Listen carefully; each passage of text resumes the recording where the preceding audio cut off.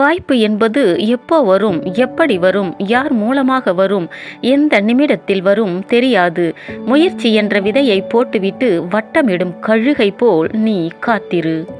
வாய்ப்பு என்பது எல்லோருக்கும் பொதுவானது. எனக்கு மட்டும் உனக்கு மட்டும் என்று சொல்ல முடியாது. முயற்சி செய்தால் எல்லோருக்கும் வாய்ப்பு கிடைக்கும். காற்றுள்ள போதே தூற்றிக்கொள் பழமொழி. காற்றுக்காக காத்திருக்கும் விவசாயி போல் வாய்ப்புக்காக காத்திரு. வரும் போது பிடித்துக்கொள். உன் வாழ்க்கையில் நிரந்தரமாக தக்க வைத்துக்கொள். வெற்றி தோல்வி உன் முயற்சி உனக்கு வாழ்க்கையில் நிறைய பாடங்களை கற்றுக் கொடுக்கும். புத்தியை செலவு செய்பவன் சிந்திக்கிறான். நிறைய சிந்திப்பவன் வாழ்க்கையில் ஏதாவது சாதிக்க வேண்டும் என்று நினைக்கிறான். நீ ஜெயிக்க வேண்டுமானால் முயற்சி செய்ய வேண்டும். முயற்சி உனக்கு என்ன கொடுக்கும்? நிறைய அவமானம், பலவித விமர்சனம், வலி, வேதனை, தோல்விகளை நிறைய சந்திப்பாய். மனிதா, நீ எதற்கும் கலங்காதே. நீ தோல்வியை ஏற்றுக்கொண்டால்தான் நீ வெற்றியை நெருங்க முடியும், அதை தொட முடியும். கற்கத்தான் பாடம், விற்கத்தான் வியாபாரம்.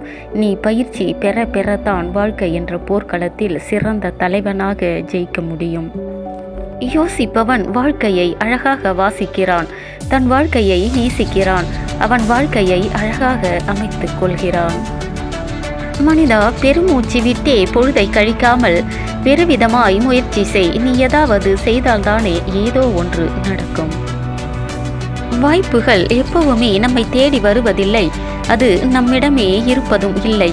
ஏதோ ஒரு சில நேரம் நம் வாழ்க்கையில் வந்து போகும். அதை பிடித்து கொள்வதும் அதை தவற விடுவதும் நம் திறமையை பொறுத்தது. காலமும் நேரமும் போனால் வராது. அதை நினைத்தாலும் கிடைக்காது. அந்தந்த நிமிடம் பொக்கிஷம் போல் அதை பயன்படுத்தி கொள்ள வேண்டும். உயிரை இழப்பதும் இழக்காததும் நம் கையில் இல்லை. ஏனென்றால் நமக்கு உயிரை கொடுத்தவன் எப்போ வேண்டுமானாலும் கேட்கலாம், எடுத்து கொள்ளலாம். ஆனால் காலத்தையும் நேரத்தையும் நாம் தான் இழக்கிறோம்.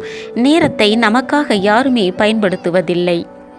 நமக்கு தேவையில்லாத ஏதோ ஒன்றை மனதில் வைத்துக்கொண்டு காலத்தை கடத்துகின்ற மனிதர்கள்தான் அதிகம்.